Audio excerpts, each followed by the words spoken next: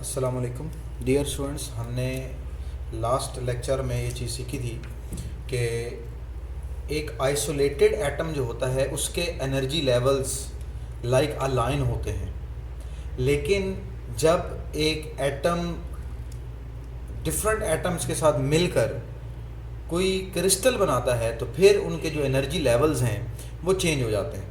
फिर वो जो एनर्जी लेवल्स हैं वो in the form of lines नहीं रहते बल्कि एनर्जी बैंड्स बना लेते हैं। हम एग्जांपल एक लेते हैं, छोटी सी एग्जांपल समझते हैं पहले, फिर आगे अपने टॉपिक को लेकर चलेंगे। हम एग्जांपल लेते हैं students, let us take an example of sodium.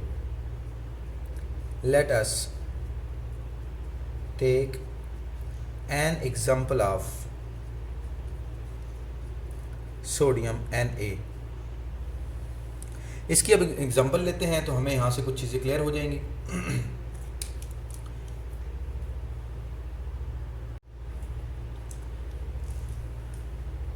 हम 1 मोल ऑफ सोडियम लेते हैं।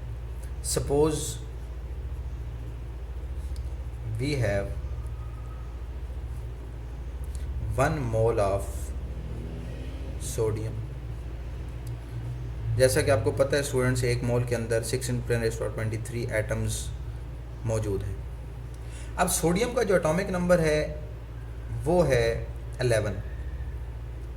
इसकी अगर एटॉमिक कॉन्फ़िगरेशन की जाए 1s2 2s2 2p6 3s1, 6 और 1 7 8 9 10 11, टोटल इसके अंदर जो इसके पास इलेक्ट्रॉन्स हैं वो 11 इलेक्ट्रॉन्स। हमने इसके एटॉमिक कॉन्फ़िगरेशन देखी है। अगर एक आइसोलेटेड एटम के हिसाब से इसकी एनर्जी देखी जाए तो 1s की जो एनर्जी है वो यहाँ पर लाई करेगी। अगर 2s की एनर्जी देखी जाए वो यहाँ पर लाई करेगी। फिर 2p की एनर्जी देखी जाए वो यहाँ पर लाई करेगी। अगर 3s की एनर्जी देखी जाए वो यहाँ पर लाई करेगी। तो ये जो लाइंस की फॉर्म में एनर्जी लेवल्स दिखाए गए हैं स्टूडेंट्स, जब n की वैल्यू आप चेंज करते हो और आपको डिफरेंट एनर्जी लेवल्स मिलते हैं, ये है आइसोलेटेड एटम की एनर्जी लेवल। ये जो है ये आइसोलेटेड एटम की एनर्जी लेवल है। आइसोलेटेड से मुराद सिंगल एटम, आइसोलेटेड एटम की एनर्जी लेवल है। अब इसी के साथ अगर हम एक और एटम रख दें उसकी भी एनर्जी लेवल सेम होंगे, एक और एटम रख दें उसकी भी एनर्जी लेवल सेम होंगे। लेकिन जब ये एटम्स आपस में क्लोज होकर, जब एटम्स आपस में क्लोज होकर क्रिस्टल बनाते हैं तो पूरे क्रिस्टल के जो एनर्जी लेवल्स हैं वो आइसोलेटेड एटम से कई गुना डिफरेंट होते हैं। मतलब फॉर एग्जांपल आपके पास 6 × 10⁻23 एटम्स आपस में कंबाइन हो रहे हैं तो 6 × 10⁻23 वैलेंस शेल्स होंगे। 6 × 10⁻23 वैलेंस शेल्स के इतने ही ज़्यादा इंटरेक्शंस होंगे नेबरिंग एटम्स के साथ। तो हर इलेक्ट्रॉन की, जितने भी एटम्स हैं उन सब इलेक्ट्रॉन के अंदर जो वैलेंस इलेक्ट्रॉन्स हैं उन सब की एनर्जी लेवल दूसरे से कुछ ना कुछ डिफरेंट होगी। अगर मैं क्रिस्टल की बात करूं तो क्रिस्टल के अंदर स्टूडेंट्स, यहां तक हम आइसोलेटेड एटम को देख रहे थे। इसके बाद अगर मैं क्रिस्टल की बात करूं तो क्रिस्टल का जो 3s होगा उसके अंदर जितने भी इलेक्ट्रॉन्स हैं उन तमाम इलेक्ट्रॉन्स का जो एनर्जी लेवल्स हैं वो एक दूसरे से डिफरेंट होंगे। तो कम से कम मेरे पास कितने एनर्जी लेवल्स बनेंगे? जितने स्टूडेंट्स मेरे पास इंटरेक्शंस थे एटम्स के उतने एनर्जी लेवल्स बनेंगे। और कितने इंटरेक्शंस थे? जितने नंबर ऑफ एटम्स थे। अब 1 मोल हमने सोडियम का लिया तो 6 × 10⁻23 हमारे पास एटम्स थे। तो कितने लेवल्स बनेंगे? 6 × 10⁻23 एनर्जी लेवल्स बनेंगे। अब ये एनर्जी लेवल्स आपस में बहुत क्लोज हैं, विद इन 1 इलेक्ट्रॉन वोल्ट की रेंज में। ये आपके पास जो डिफरेंस है ये 1 इलेक्ट्रॉन वोल्ट का डिफरेंस है। और 1 इलेक्ट्रॉन वोल्ट के अंदर जो एनर्जी लेवल्स लाई कर रहे हैं वो तकरीबन 10⁻23 एनर्जी लेवल्स 1 इलेक्ट्रॉन वोल्ट में लाई कर रहे हैं। तो अगर मैं ये पूछ लूं कि 2 कंसेक्टिव एनर्जी लेवल्स के दरमियान कितना डिफरेंस होगा, देखें 1 इलेक्ट्रॉन वोल्ट के अंदर कितने एनर्जी लेवल्स लाई कर रहे हैं? 6 × 10⁻23, यानी कि 10⁻23 के ऑर्डर के एनर्जी लेवल्स इसके अंदर लाई कर रहे हैं। अगर 2 कंसेक्टिव एनर्जी लेवल्स के दरमियान डिफरेंस देखा जाए, difference between 2 consecutive energy levels अगर देखा जाए स्टूडेंट्स तो ये अप्रॉक्सीमेटली हमारे पास 10⁻⁻23 इलेक्ट्रॉन वोल्ट का आएगा। यानी कि बहुत माइन्यूट सा गैप है दो एनर्जी लेवल्स के दरमियान। और टोटल कितने एनर्जी लेवल्स हैं? 10⁻23 की रेंज में। तो ये सारे एनर्जी लेवल जब आपस में मिलेंगे तो हमें वो एक लाइन की फॉर्म में नजर नहीं आएंगे, बल्कि एक पूरे बैंड की फॉर्म में नजर आएंगे। इसी तरह 2p के भी बैंड्स बनेंगे, लेकिन उनकी जो विड्थ है वो कम होगी क्योंकि इंटरेक्शन उसकी निस्बत कम है।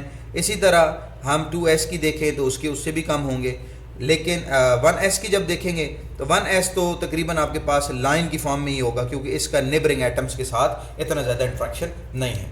तो जितना ज़्यादा इंट्रैक्शन होगा उतने ज़्यादा आपके पास एनर्जी लेवल्स में डिफरेंस आएगा। इसीलिए 3s जो कि वैलेंस था, इसका इंट्रैक्शन सबसे ज़्यादा था, तो इसके अंदर जो विड्थ हमने बनाई है वो सबसे ज़्यादा बनाई है।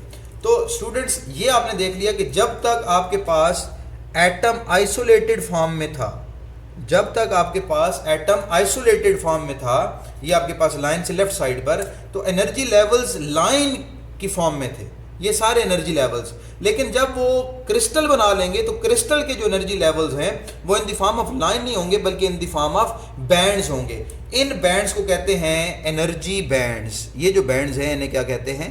एनर्जी बैंड्स कहते हैं, एनर्जी बैंड्स कहते हैं। अच्छा, सोडियम की ही एग्जांपल हम देखते हैं। सोडियम का अगर हम सिर्फ 3s यानी कि आउटर मोस्ट जो ऑर्बिट है उसको देखें तो उसके अंदर एक इलेक्ट्रॉन है। 3s में मेरा ख्याल है 2 इलेक्ट्रॉन जो हैं वो आ सकते हैं, लेकिन यहां पर सिर्फ एक इलेक्ट्रॉन है। तो इसका मतलब ये हुआ कि इसका आधा जो वैलेंस बैंड है वो क्या होगा? खाली होगा, एम्प्टी होगा, और आधा जो वैलेंस बैंड है वो फिल्ड होगा। ये जो वैलेंस बैंड है ये सारा फिल्ड है और ऊपर जो है वो एम्प्टी है। ये जो आखिरी फील्ड बैंड होता है, आखिरी जो फील्ड बैंड होता है, इसको स्टूडेंट्स कहते हैं वैलेंस बैंड। ये जो आखिरी फील्ड बैंड होता है इसको कहते हैं वैलेंस बैंड। और जो हाफ आपके पास एम्प्टी नजर आ रहा है इसको कहते हैं कंडक्शन बैंड, इसे बोलते हैं कंडक्शन बैंड। तो वैलेंस बैंड और कंडक्शन बैंड आखिरी ऑर्बिट के अंदर वो बैंड जहां पर इलेक्ट्रॉन्स प्रेजेंट हैं उसको वैलेंस बैंड बोलते हैं, और जो एम्प्टी हैं जहां पर इलेक्ट्रॉन जा सकते हैं लेकिन फिलहाल वो एम्प्टी है उसको कंडक्शन बैंड बोलते हैं। ये जो बैंड्स हैं स्टूडेंट्स ये आइसोलेटेड एटम्स के अंदर नहीं होते। जब आइसोलेटेड एटम्स बहुत सारे आपस में मिलकर क्रिस्टल बनाते हैं तो उनके energy levels in the form of line नहीं रहते बल्कि in the form of bands बन जाते हैं। अगर वैलेंस बैंड की बात की जाए तो जिस जगह पर इलेक्ट्रॉन लाए कर रहे हैं, यानी कि वो तमाम रेंज ऑफ एनर्जी जहां पर इलेक्ट्रॉन लाए कर सकते हैं उनको वैलेंस बैंड कहते हैं, और जहां पर इलेक्ट्रॉन नहीं है लेकिन जा सकते हैं उसको कंडक्शन बैंड कहते हैं। ये बैंड क्यों हम इसको कहते हैं स्टूडेंट? इसको बैंड्स हम इस वजह से कहते हैं, एक तो ये चीज़ आपको पता होनी चाहिए, इंपॉर्टेंट पॉइंट है। दूसरा इंपॉर्टेंट पॉइंट ये है कि अप्रॉक्सीमेटली स्टूडेंट्स 10⁻23 के ऑर्डर के आपके पास एनर्जी लेवल्स बने, energy levels placed very close to each other, आपस में बहुत क्लोज हैं। So they appear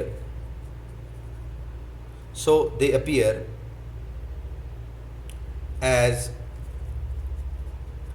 continuous energy bands. Energy levels हैं डिस्क्रीट, लेकिन ये आपस में इतने क्लोज हैं कि ये हमें डिस्क्रीट नज़र नहीं आते बल्कि कॉन्टिन्यूअस बैंड्स नज़र आते हैं। ठीक है, तो जो इनर इलेक्ट्रॉन्स हैं, ये वाले जो इनर इलेक्ट्रॉन्स हैं, इनका इंट्रैक्शन नेबरिंग एटम्स के साथ उधर ताक झाक करना, उधर देखना, उनके इन्फ्लुएंस में आना नेबरिंग एटम्स के इलेक्ट्रॉन्स के साथ, उनके न्यूक्लियस के साथ बड़ा कम होता है, तो नियरली अनअफेक्टेड ही रहते हैं। तो हम लिख सकते हैं the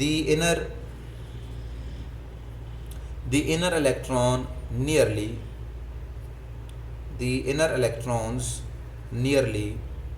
remain unaffected by neighboring atoms.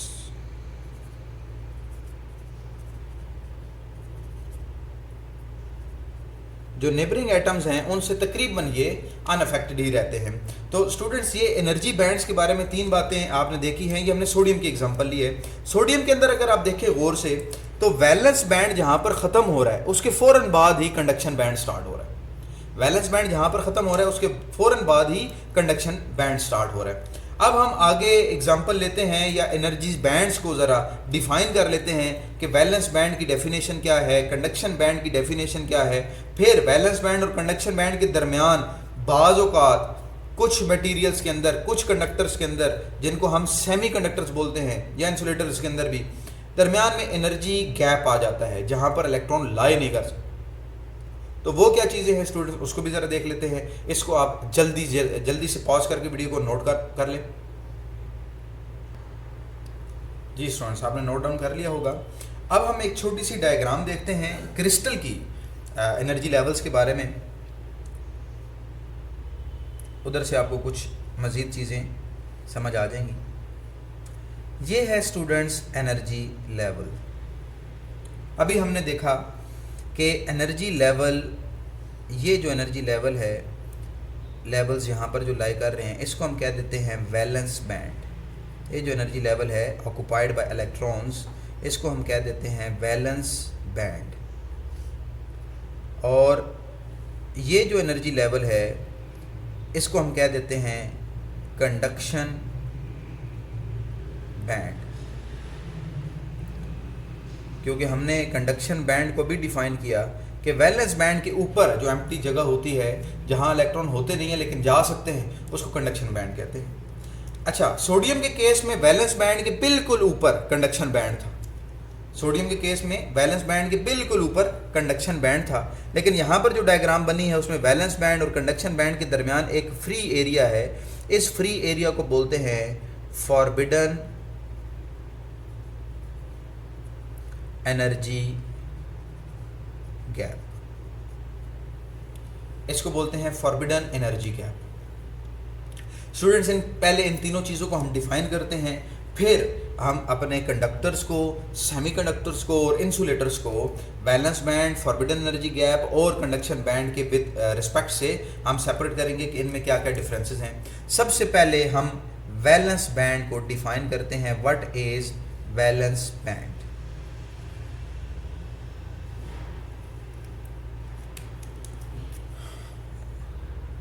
और से स्टूडेंट्स देखना है आप लोगों ने।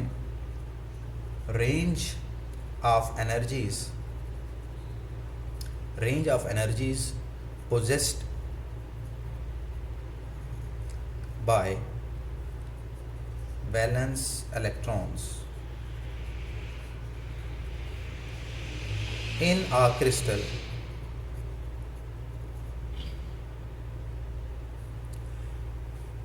वैलेंस इलेक्ट्रॉन्स के पास जितने एनर्जी लेवल्स मौजूद हैं किसी भी क्रिस्टल में, उनको आप बोलते हैं valence band.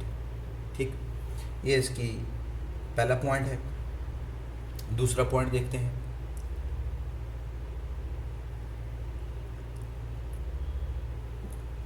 This band contains valence band electrons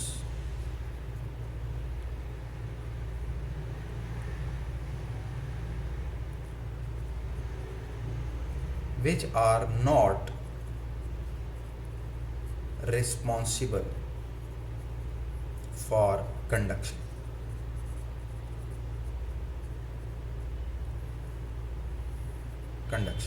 students, हम जब भी कंडक्टर को डिफाइन करते हैं तो हम कंडक्टर्स के बारे में ये कहते हैं ऐसे मटेरियल जिनके पास फ्री इलेक्ट्रॉन्स मौजूद होते हैं और वो उन्हीं फ्री इलेक्ट्रॉन्स की वजह से इलेक्ट्रिसिटी को कंडक्ट कर सकते हैं, उनको हम कंडक्टर्स बोलते हैं। तो फ्री इलेक्ट्रॉन्स किस जगह पर पाए जाते हैं? वैलेंस बैंड के अंदर या कंडक्शन बैंड के अंदर? तो स्टूडेंट्स, वैलेंस बैंड की डेफिनेशन में हमने ये बात देख ली कि वैलेंस बैंड के अंदर जो इलेक्ट्रॉन्स होते हैं वो रिस्पॉन्सिबल नहीं होते कंडक्शन के, वो कंडक्शन नहीं करते, वो स्ट्रिक्टली अट्रैक्टेड होते हैं टूवर्ड्स द न्यूक्लियस, इसीलिए वो कंडक्शन के रिस्पॉन्सिबल नहीं होते। तो वैलेंस बैंड के बारे में स्टूडेंट्स ये 2 पॉइंट्स हैं, ये आप लोग अपने पास नोट कर लें। अब हम देखते हैं what is conduction band.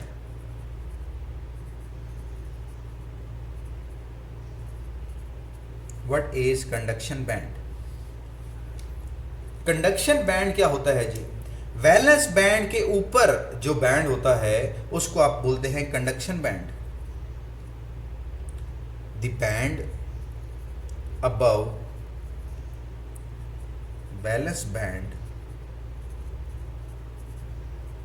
Is called conduction band, CB, conduction band.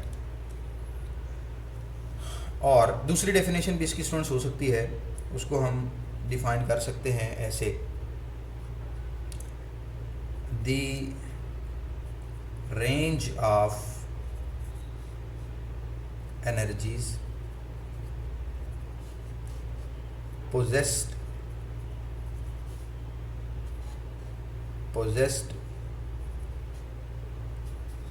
by free electrons in a crystal,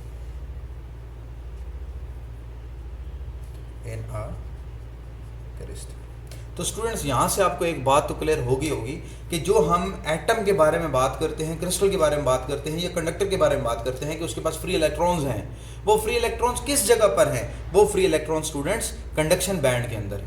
इसीलिए हमने बोला है the range of energies possessed by the free electrons in a crystal.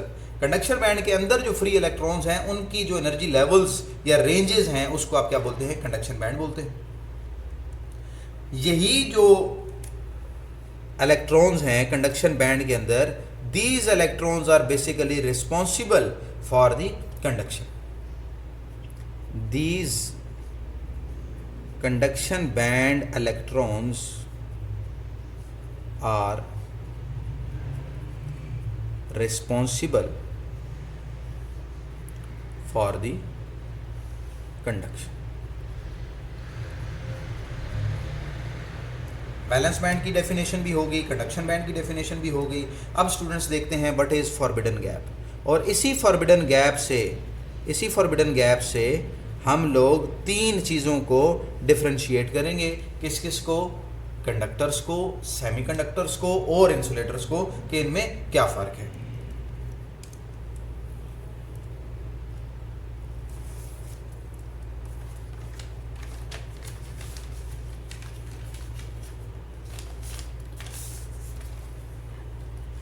Forbidden energy gap को देखते हैं students. अच्छा,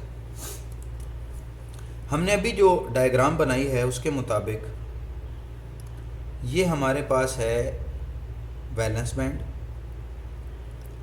और ये जो हमारे पास बैंड है ये है कंडक्शन बैंड। कंडक्शन बैंड के अंदर डिफरेंट एनर्जी लेवल्स हैं, वैलेंस बैंड के अंदर भी डिफरेंट एनर्जी लेवल्स हैं।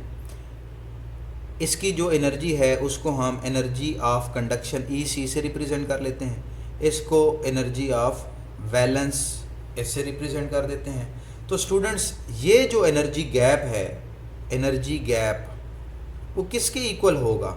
वो इक्वल होगा students EC minus EV, EC minus EV, यानी कि कंडक्शन बैंड की energy minus energy of valence band. और कौन सी एनर्जी स्टूडेंट्स? कुछ सेंटर से एनर्जीज नहीं लेनी, यहाँ से सेंटर से एनर्जीज नहीं, ये कंडक्शन बैंड की जो मिनिमम एनर्जी है और वैलेंस बैंड की जो मैक्सिमम एनर्जी है, इन दोनों के दरमियान जो डिफरेंस है उसको एनर्जी गैप बोलते हैं।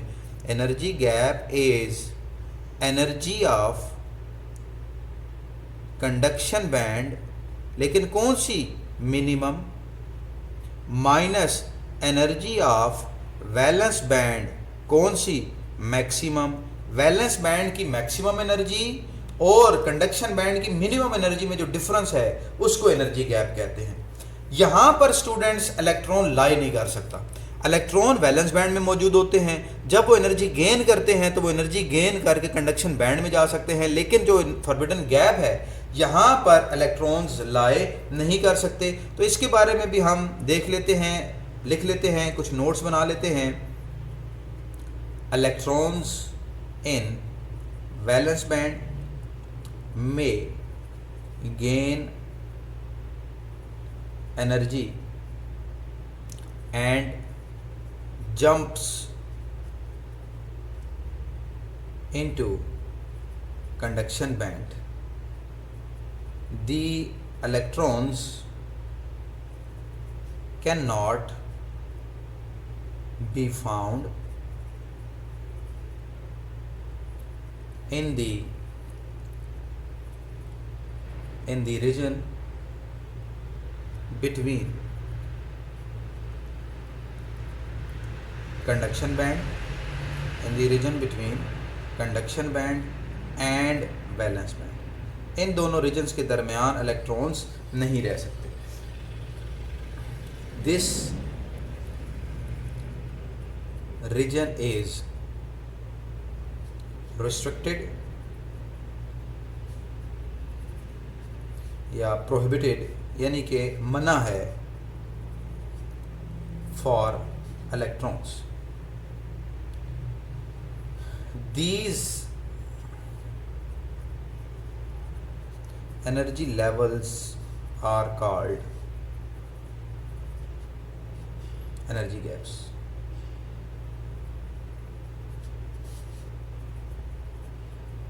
तो स्टूडेंट्स, क्रिस्टल के अंदर आइसोलेटेड एटम की बात नहीं हो रही, क्रिस्टल की बात हो रही है। क्रिस्टल के अंदर जब पूरे क्रिस्टल के आप एनर्जी लेवल्स को देखते हैं तो वैलेंस बैंड जहां पर इलेक्ट्रॉन्स मौजूद होते हैं, वैलेंस बैंड के बिल्कुल ऊपर जो जगह है उसको कंडक्शन बैंड बोलते हैं, जहां पर इलेक्ट्रॉन जा सकते हैं, और कंडक्शन बैंड और वैलेंस बैंड के दरमियान जो गैप होता है वो फॉरबिडन गैप होता है। सोडियम के केस में ये गैप हमें नहीं मिला। सोडियम एक बहुत अच्छा कंडक्टर है।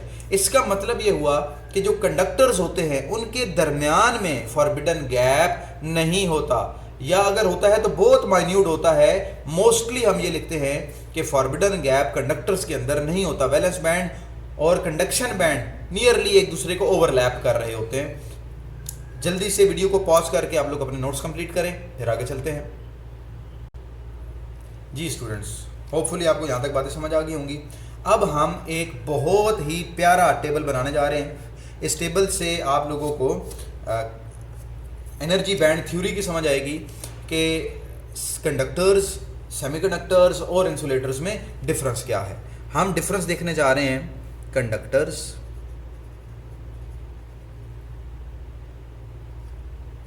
Semiconductors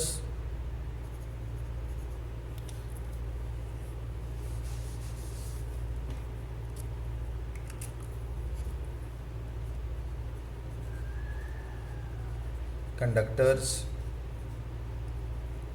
semiconductors and insulators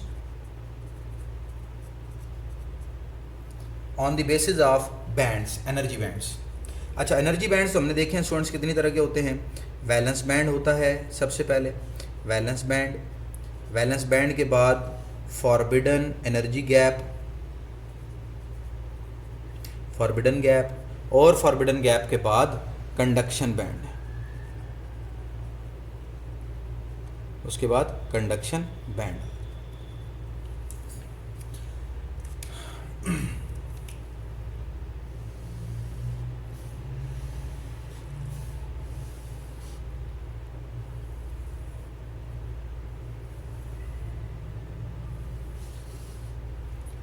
students, सबसे पहले तो देखते हैं कंडक्टर्स का।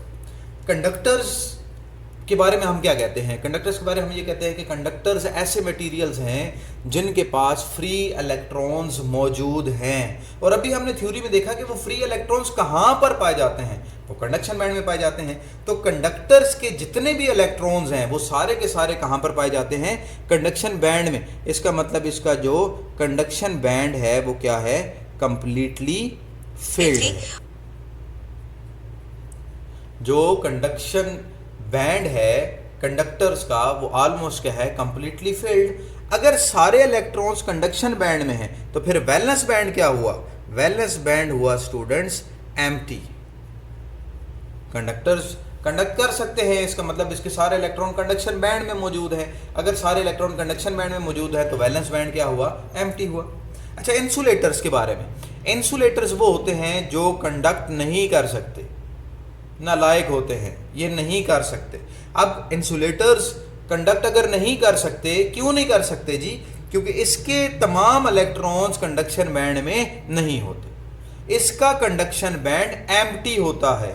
अगर इसका स्टूडेंट्स कंडक्शन बैंड एम्प्टी है तो फिर इसके सारे इलेक्ट्रॉन्स कहाँ गए? इसके सारे इलेक्ट्रॉन्स मौजूद होते हैं वैलेंस बैंड में, तो हम इसे क्या बोलेंगे? Completely filled. इंसुलेटर्स का वैलेंस बैंड कंप्लीटली फिल्ड होता है और कंडक्शन बैंड एम्प्टी होता है। कंडक्टर्स का वैलेंस बैंड एम्प्टी होता है लेकिन कंडक्शन बैंड कंप्लीटली फिल्ड होता है।